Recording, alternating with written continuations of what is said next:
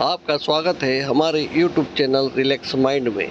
जय श्री कृष्णा मित्रों, सनातन धर्म में पुनर्जन्म की अवधारणा अत्यंत गूढ़ और रहस्यमय है।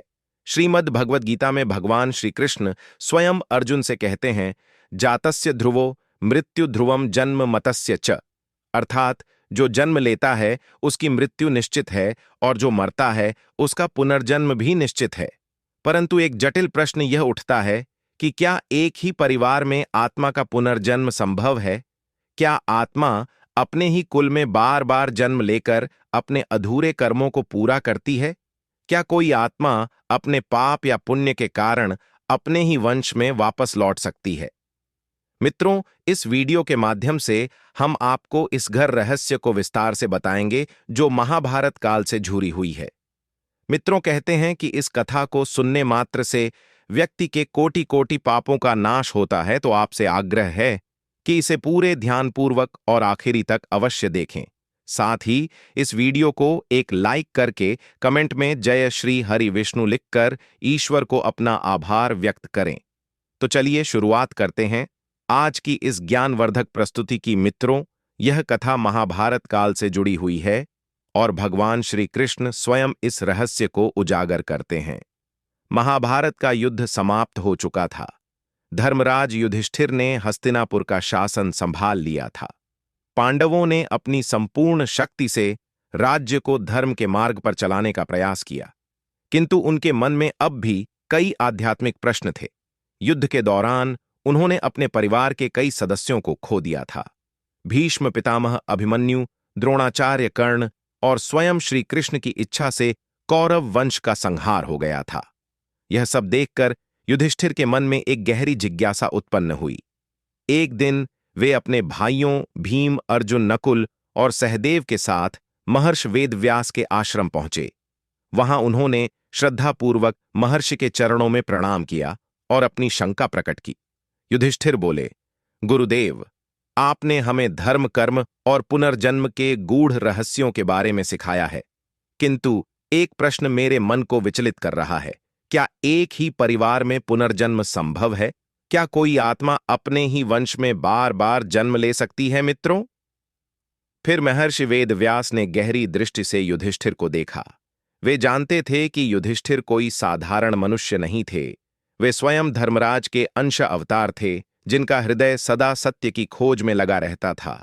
उन्होंने कुछ क्षण ध्यान लगाया, फिर गंभीर स्वर में बोले, धर्मराज, यह प्रश्न जितना सरल लगता है उतना ही गूढ़ और रहस्यमय है।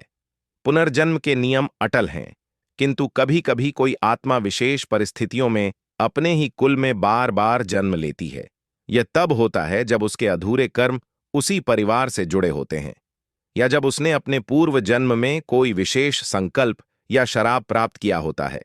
युधिष्ठिर और उनके भाई ध्यानपूर्वक सुन रहे थे। महर्षि वेदव्यास आगे बोले, पुनर्जन्म के 3 कारण होते हैं। पहला, प्रारब्ध कर्म। जो कर्म पहले किए गए हैं वे अगले जन्म में फल देने के लिए बाध्य होते हैं।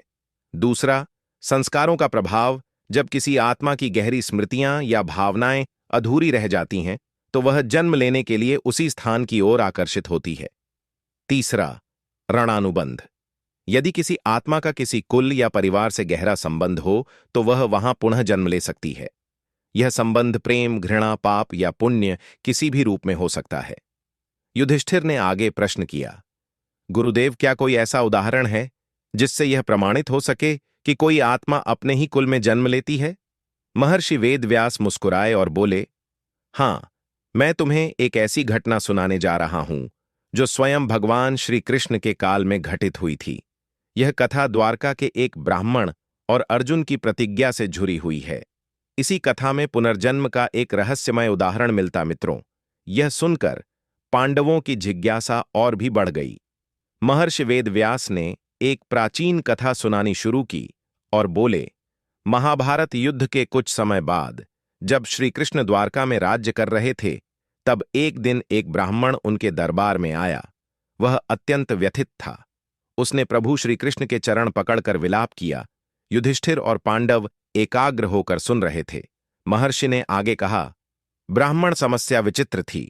वह बोला कि उसकी जितनी भी संतानें जन्म लेती हैं वे सभी जन्म लेते ही मृत्यु को प्राप्त हो जाती हैं। यह घटना बार बार घटित हो रही थी। ब्राह्मण ने सोचा कि यह उसके किसी पाप का फल है, किंतु जब उसने सभी प्रकार के अनुष्ठान किए तब भी समाधान नहीं मिला। अंततः वह श्री कृष्ण के पास पहुंचा। मित्रों, यह सुनकर युधिष्ठिर के मन में कौतूहल उत्पन्न हुआ। गुरुदेव, क्या श्रीकृष्ण ने ब्राह्मण की समस्या का समाधान किया? महर्षि वेदव्यास ने उत्तर दिया, हां, किंतु इस घटना में एक गूढ़ रहस्य था।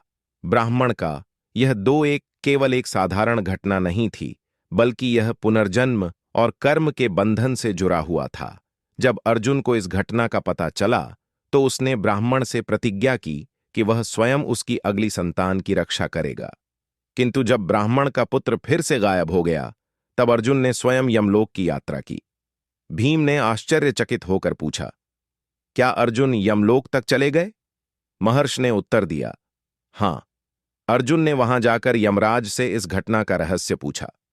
तब यमराज ने उन्हें बताया कि यह ब्राह्मण कोई साधारण आत्मा नहीं है।